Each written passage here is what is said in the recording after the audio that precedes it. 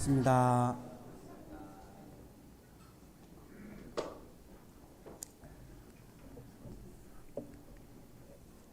까미의 작품 페스트는 프랑스 영인 알제리의 해안 도시 오랑시의 전염병이 창궐하는 사건을 배경으로 하고 있는 그런 작품입니다.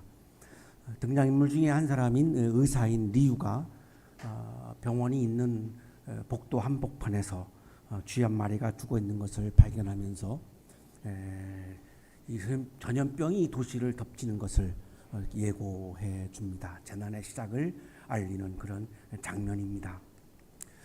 페스트가 도시를 이제 다 뒤덮었고 사람들은 자기만 바라보는 이기심에 휩싸입니다. 그리고 서로를 불신합니다. 전염병이 옮아갈 수 있기 때문에 서로를 경계하고 신뢰하지 못하고 불신하면서 공동체는 무너지기 시작합니다. 오늘날에도 우리 공동체가 심각한 위기를 맞이하고 있는 이유 중에 하나는 시대적으로 이기심 그리고 개인주의가 확대되면서 희생, 헌신 이런 부분들이 약해지면서 오늘날 우리 모든 공동체는 허약해지고 있는 것을 우리가 지금 경험하고 있고 또한 살아가고 있습니다. 교회 공동체도 마찬가지입니다. 희생과 헌신이 없이는 공동체가 단단해지기는 어렵습니다. 각자 다 자기의 이익을 주장하고 자기의 권리를 주장하면 공동체는 약해질 수밖에 없습니다. 까미는 재난이 이러한 새로운 악을 만든 것이 아니라 인간 존재 안에 본질적으로 가지고 있었던 이기심과 분열 의식이 이 사건을 통해서 드러났을 뿐이다 라고 그렇게 통찰을 합니다. 동의하지 않을 수 없는 그런 까미의 통찰입니다. 그러니까 코타르는 이런 불행한 사건을 통해서 이익을 취합니다. 신부 파늘루는 이 재난은 우리의 죄 때문이라고 하면서 사람들을 정죄하기 시작했고 이 정죄는 심각한 분열을 획책하게 됩니다. 의사 리우는 최선을 다해서 환자를 치유하기 위해서 노력을 하고 성실함으로 대응을 합니다. 묵묵히 위험에도 불구하고 한 사람 한 사람을 최선을 다해서 치유하는 성실한 모습을 보여줍니다. 파리에서 이 사건을 취재하기 위해서 왔던 기자 랑베르는 이 여러 가지 종류의 사람들을 바라보면서 고민을 많이 합니다. 자기도 위험하기 때문에 다시 얼른 이 도시를 탈출하려고 마음을 먹습니다. 파리로 돌아가야지. 하지만 리우의 그런 헌신하는 모습, 희생하는 모습, 성실한 모습을 바라보면서 많은 감동을 받습니다. 그래서 이 도시에 남아있기로 결정합니다. 랑베르는 이렇게 말합니다. 그러나 혼자만 행복하다는 것은 부끄러운 일이지요. 그러나 혼자만 행복하다는 것은 부끄러운 일이지요. 나 혼자만의 성공을 위해서 치달며 살아가고 있는 우리에게 굉장히 경종을 울리는 그런 이야기입니다. 나도 이곳 사람이라는 것을 알았어요. 이 사건은 우리 모두와 관련된 거였어요. 이 도시가 갖고 있는 이 아픔, 여기 이 오랑시의 사람들이 고통당하고 있는 이 아픔이 나와 무관하다고 생각했다가 리우의 헌신하고 희생하는 모습을 보면서 굉장히 자기를 성찰하고 돌아보고 이 사건은, 이 아픔은 나와 연결되어 있다라고 그렇게 경험을 합니다. 우리는 코타르처럼 타인의 불행을 나의 기쁨으로 여기며 살고 있지는 않습니까? 우리 주변에 그런 분들이 있는 것으로 보입니다. 남의 불행이 나의 기쁨입니다. 다른 사람이 안 되기를 바랍니다. 다른 사람이 불행해지기를 바랍니다. 파놀루처럼 너의 고난은 너의 잘못 때문이야 라고 하는 이런 아주 냉소적인 이런 눈빛으로 타인을 바라보며 살고 있지는 않습니까?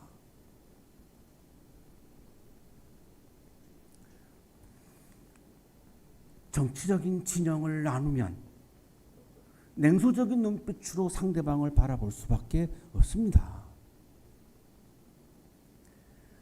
세대가 나누어지면, 성별이 나누어지면, 신앙의 형태에 따라 갈라지면 서로 상대편을 냉소적으로 바라볼 수밖에 없습니다. 내 편이 아니고 남의 편을 어떻게 따뜻한 눈빛으로 바라볼 수 있겠습니까? 차가운 눈빛으로 바라볼 수밖에 없습니다. 여기서 우리는 분열하고 갈라질 수밖에 없습니다. 그때마다 우리는 우리 자신에게 묻습니다. 나는 누구 편이지? 나는 어디에 속해 있지? 나의 진영은 어디에 속해 있지? 나는 어느 편에 속해 있는 거야? 가 우리들의 삶에서 개인에게 중요해집니다. 끊임없이 묻습니다. 나는 어느 편이지? 너는 어느 편이야? 우리는 어느 편인가를 중요하게 여기며 살아가고 있는 우리들에게 오늘 성수 본문은 우리들에게 질문합니다. 그렇다면 분열은 정의입니까? 그렇게 내 편, 남의 편으로 갈라서 차가운 눈빛으로 바라보고 냉소적인 눈빛으로 바라보고 정죄하고 공격하고 상처를 주면 그렇게 분열하는 것이 그러면 정의입니까? 그것이 선입니까? 그것이 훌륭한 삶입니까? 그것이 아름다운 인격입니까? 라고 오늘 본문은 우리에게 묻습니다. 그것이 선이 아니라고 만약에 인정한다면, 그것이 정의가 아니라고 인정한다면, 그것이 하나님이 원하시는 길이 아니라고 생각한다면 또 우리들의 질문은 그렇다면 우리는 어떻게 하나가 될 수 있습니까? 생각이 다르고 이념이 다르고 철학이 다르고 자라는 환경도 다르고 추구하는 가치도 다른데 그렇다면 우리는 어떻게 하나가 될 수 있습니까? 어떻게 우리는 그럼 안 갈라지고 어떻게 하나로 살아갈 수 있겠습니까? 이 질문은 우리가 던지지 않을 수 없는 질문이죠. 그냥 막연하게 하나가 되면 좋아 라고 하는 그 구호가 우리에게 와닿지 않기 때문이죠. 구체적으로 실질적으로 그럼 우리는 어떻게 하나가 될 수 있단 말입니까?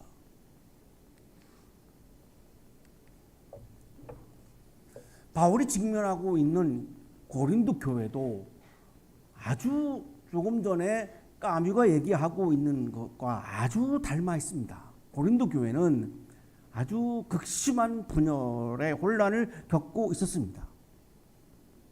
그래서 바울은 간곡하게 이 교인들을 향해서 권면합니다. 여러분은 모두 같은 말을 하며 여러분 가운데 분열이 없도록 하며, 하나님은 분열을 원하지 않는다는 겁니다. 분열을 선이라고 분열을 정의라고 말하는 것은 그 분의 가치관일 뿐이지 하나님은 분열을 원치 않으십니다. 같은 마음과 같은 생각으로 뭉치십시오. 어떻게 같은 마음을 먹습니까? 어떻게 같은 생각을 할 수 있습니까? 생각이 다른데요. 마음이 다른데요. 여전히 남아있는 우리들의 질문입니다.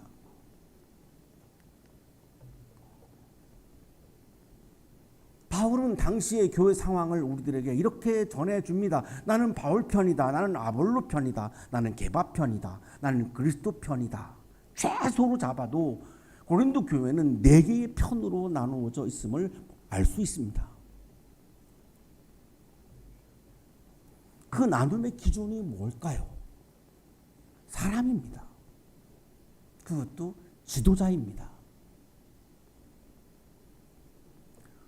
분열을 극복하고 통합을 이루어 가야 되는, 화해를 이루어 가야 되는, 일치를 이루어 가야 되는, 단합을 이루어 가야 되는, 그래서 에너지를 올리고 그래서 선한 일들을 하고 좋은 일들을 하는, 하나님이 원하시는 일을 하는 그런 교회가 되도록 해야 되는 것이 교회 지도자인데, 대표적으로 바울과 아볼로입니다. 아볼로는 바울의 후임자입니다. 이 사람 중심으로 이 교회는 네 편으로 나누어져 있습니다. 개발은 여기에 존재하지도 않습니다. 그러니까 나누기 위한, 나눔을, 분열을 정당하기 위한 그런 논리에 불과합니다. 바울과 아볼로는 스스로 자기 편을 만들거나 하지 않았습니다. 바울과 아볼로는 스스로 분열을 만들지 않았습니다. 사람들이 그렇게 한 것입니다. 내 그룹을, 내 편을 만들어야 되겠는데 그렇다면 리더를 세워야죠. 자기들이 세운 리더이지 아볼로나 바울은 분열을 하지 않았습니다.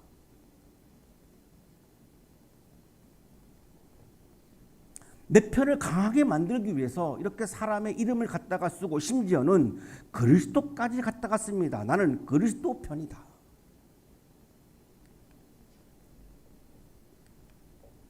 신약주석가 권현경 교수는 당시의 이 장면을 이렇게 설명해 줍니다. 자기 입장에 맞는 특정 지도자를 선호하면서 다른 지도자들을 깎아내리는 행태다.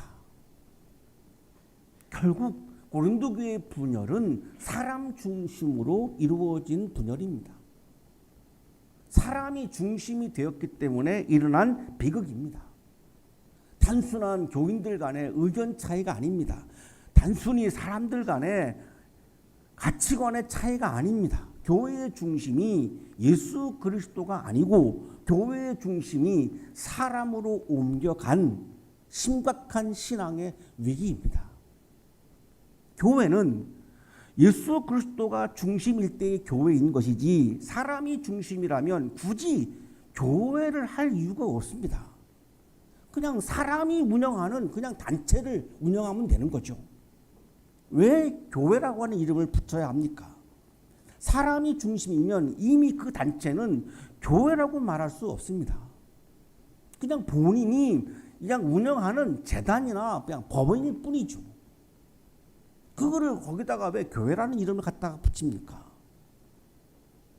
고린도 교회의 결정적인 아픔은 교회의 중심이 예수 그리스도로부터 사람으로 옮겨간 비극이었던 겁니다.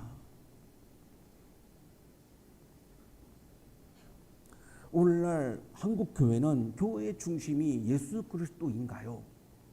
담임 목사인가요?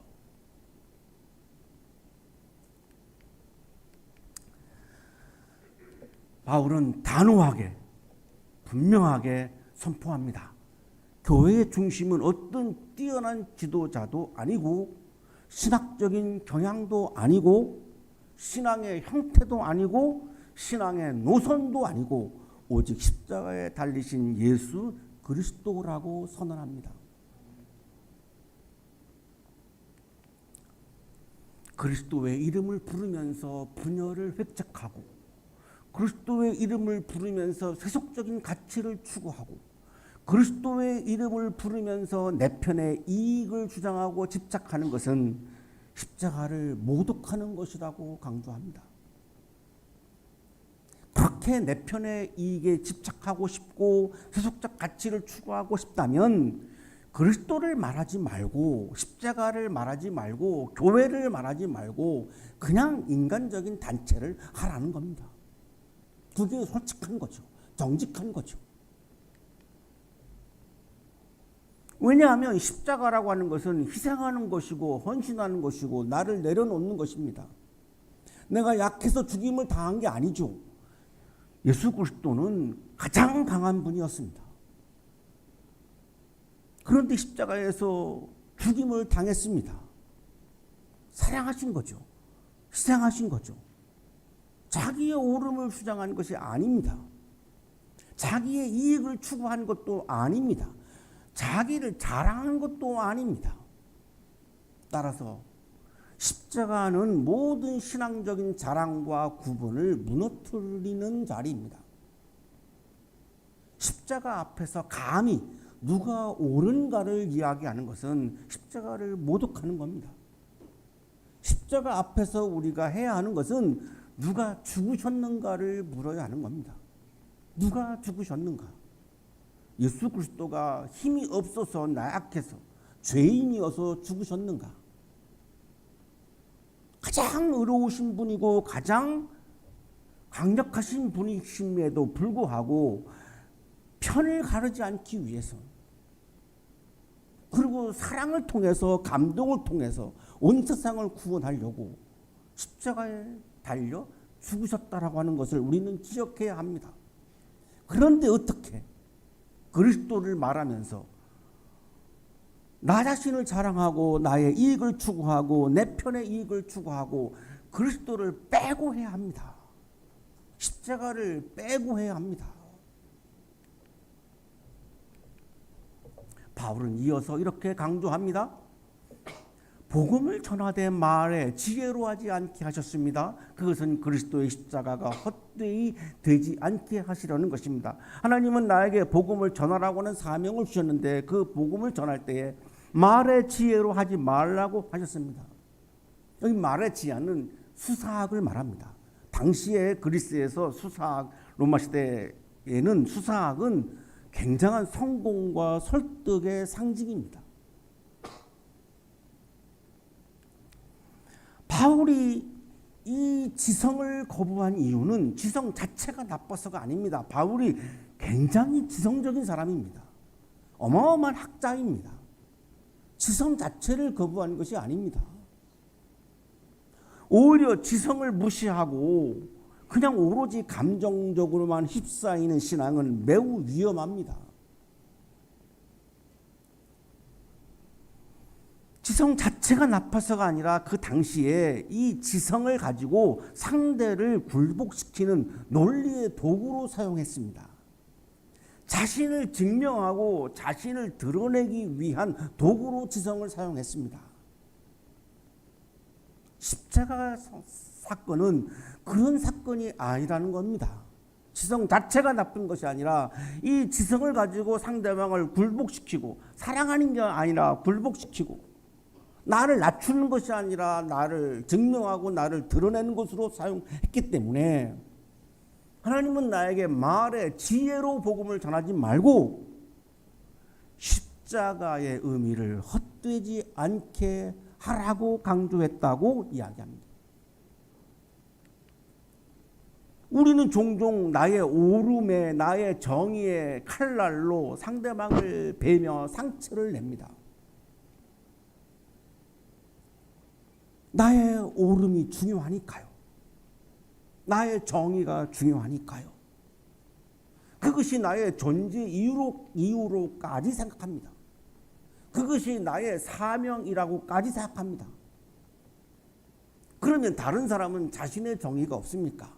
다른 사람은 자신의 오름이 없습니까? 여기서 우리는 분열을 피할 수가 없습니다. 결국은 분열을 하고 서로 상대방을 베어버리고 상처내고 심지어는 상대방을 아예 그냥 전멸시키는 데까지 갑니다. 인간의 삶이 아니라 전쟁입니다. 그러나 복음은 논리로 굴복시키는 것이 아니라 사랑으로 감동시키는 사건입니다. 이것이 예수님의 십자가 사건입니다. 예수님은 자신의 죽음을 당할 때에 논리로 사람들을 굴복시키려고 하지 않았습니다. 자신이 가지고 있는 신적 에너지로 사람들에게 보복하지도 않으셨습니다. 그냥 사랑만 하셨습니다. 자신을 죽이는 사람들까지도 끝까지 사랑하셨습니다. 그 사랑을 통한 감동이 하나님의 구원 사건을 가져온다고 확신했기 때문입니다. 거기에 어떻게 분열이 있겠습니까? 만일 예수님이 여기에서 당신들의 나를 죽이는 것은 부당하다라고 논리를 펴기 시작했다면 엄청난 싸움이 일어났겠죠. 신적 에너지를 발동해서 천사들을 대동해가지고 만약에 나를 죽이는 사람들을 해쳤다면 어마어마한 싸움이 벌어졌겠죠. 그게 하나님이 원하시는 것이 아니었기 때문에 오로지 사랑으로 감동시켜야 한다라고 하는 생각 하나만으로 예수님은 십자가의 죽음을 받아들이신 거죠.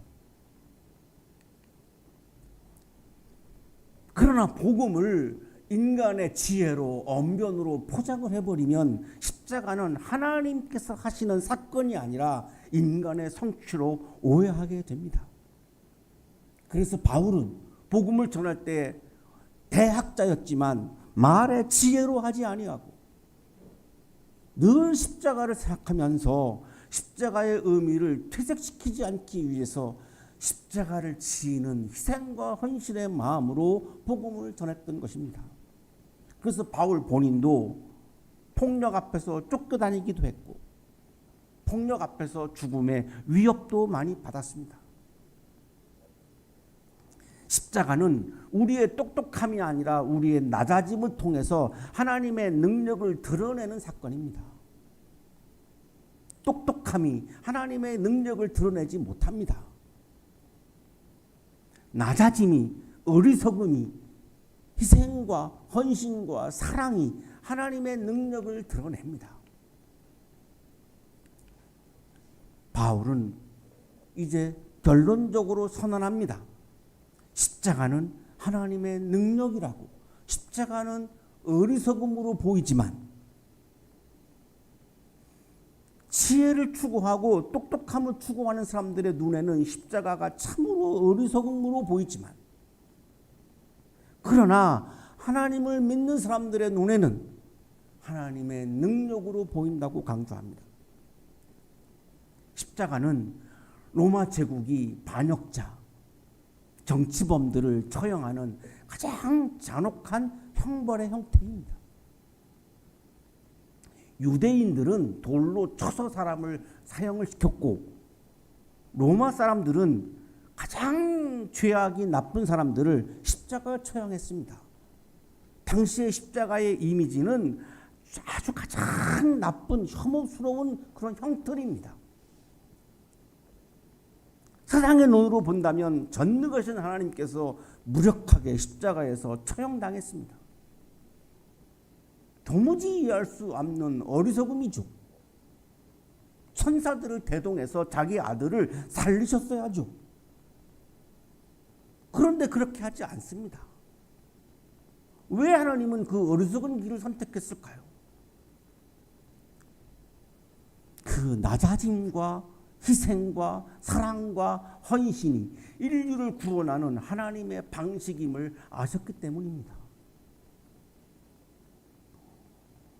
강함, 효율, 성과로 자신을 증명하고 자신을 높이고 자신을 드러내려고 하는 이 시대에 십자가는 우리들에게 아주 불편한 질문을 합니다.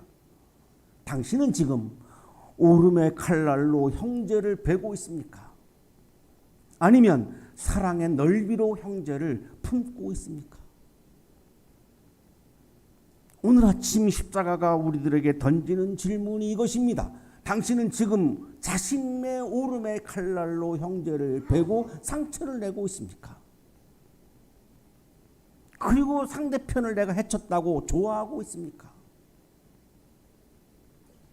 사랑의 넓이로 형제를 품고 있습니까? 어리석다고 이야기 들을까 봐 불안함에도 불구하고 그럼에도 불구하고 예수님이 십자가에서 죽으셨기 때문에 그럼에도 불구하고 어리석음의 비난을 받을 것을 각오하면서까지 사랑의 넓이로 형제를 품고 있습니까? 존 퍼킨스는 목회자이고 미국의 인권운동가입니다. 1970년대에 인종차별에 맞서다가 경찰에게 잔혹한 폭행을 당합니다. 경찰에 대한 증오, 복수심이 불타올랐습니다. 그러나 그를 멈춰 세운 것은 도덕적 훈계가 아닙니다. 가장 강하신 분이 가장 무력하게 죽으심으로 세상을 구원하셨다라고 하는 십자가의 역설, 이것이 그의 증오와 분노를 멈추어 세웠습니다. 그는 이렇게 회고합니다. 그날 나는 백인을 용서한 것이 아니라 십자가 앞에서 나 자신이 무너지는 경험을 했다. 그날 나는 백인을 용서한 것이 아니라 십자가 앞에서 나 자신이 무너지는 경험을 했다. 어떻게 용서하겠습니까? 나에게 그렇게 무지막지한 폭행을 강한 그들을 어떻게 인간이 용서할 수 있겠습니까? 용서하지 못했다고 고백합니다. 솔직하죠. 용서한 것이 아니라 십자가 앞에서 나 자신이 무너지는 경험을 했다. 십자가 앞에서 나의 오름을 내려놓았습니다. 십자가 앞에서 나의 상대편에 대한 분노와 증오를 내려놓았습니다. 예수님이 십자가 위에서 그렇게 하셨기 때문에 내가 죽어야 공동체가 산다라고 하는 그 지독한 역설 앞에서 그의 복수심은 화해의 사명으로 바뀌어서 90이 넘은 지금 이 나이에도 오늘날에도 화해와 평화의 사역을 열심히 진행하고 있습니다. 나의 오름이 무너질 때에 하나됨이 시작될 수 있습니다. 우리가 각자 서로의 오름을 주장하는 한 우리는 분열 속에서 헤매이며 살 수밖에 없습니다. 디트리히 보네퍼는 이렇게 나를 따르라 해서 말합니다. 십자가를 진다는 것은 불행과 절망이 아니라 영혼을 소생케 하고 편히 쉬게 하는 것이요 최고의 기쁨이다. 왜냐하면 예수님과 하나가 되고 예수님의 길을 내가 따라가는 것이 확실하기 때문에 십자가를 진다는 것만큼 그리스도인에게 더 큰 기쁨은 없다고 강조합니다. 아직도 십자가의 길이 어리석게 여겨져서 우리의 마음이 움직이지 않을 수 있습니다. 아직도 우리는 똑똑하게 손해보지 않고 나의 이익을 추구하며 사는 것이 가장 행복한 길이라고 생각할 수도 있습니다. 하지만 보네퍼는 십자가를 지는 길이 인생에 있어서 인간에게 있어서 가장 기쁜 길이라고 강조합니다. 주연절은 하나님께서 누구시인지를 예수 그리스도께서 드러내신 절기입니다. 하나님이 어떤 분이신지를 예수님이 드러내신 가장 최고의 사건은, 가장 정점인 사건은 바로 십자가 사건입니다. 십자가 사건 속에 하나님의 마음이 가장 잘 들어 있습니다. 십자가 사건 속에 하나님의 마음이 가장 잘 드러나고 있습니다. 사랑하는 한양 가족 여러분, 이제 우리는 더 이상 나는 누구 편인가 묻지 마십시오. 그게 그렇게 중요할까요? 이렇게 물으시죠. 나는 십자가 아래에서 기꺼이 무너질 준비가 되어 있는가? 아직도 나의 이성, 아직도 나의 이익, 아직도 나의 가치관, 아직도 나의 오름 때문에 무너지지 않을 수 있습니다. 하지만 계속해서 우리는 자신에게 질문해야 합니다. 나는 십자가 아래에서 나는 무너지고 있는 삶을 살아가고 있는가? 그래서 분열이 아닌 하나가 되는 공동체를 위해서 나는 기여하며 살고 있는가? 사람의 이름이 아니라 그리스도의 십자가를 중심에 두는 공동체, 말의 지혜가 아니라 십자가의 능력으로 서로를 형제자매를 품는 아름다운 그리스도인으로 살아가시기를 간절히 축원합니다.